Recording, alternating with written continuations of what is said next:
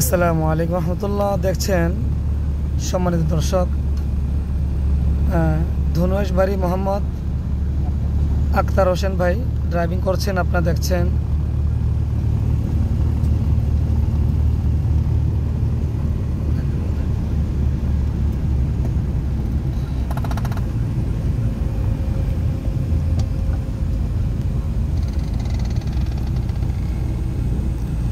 এবং সাথে আছেন আমাদের আনোয়ার ভাই আছেন, এবং আছেন আমাদের আরেক ভাই রাসেল ভাই, জগদেশাবাড়ির রাসেল ভাই আছেন, এবং ধনুষবাড়ি আর আনোয়ার ভাই আছেন, এবং ড্রাইভিং করছেন আমাদের আক্তার হোসেন ভাই। আপনারা দেখতে পাচ্ছেন মাশাআল্লাহ, রাত্রেবেলা আসলে ওনাদের বেশটা পড়েছে, রাত্রেবেলা মাশাআল্লাহ খুব সুন্দর গাড়ি চালাচ্ছেন, আপনারা দেখছেন।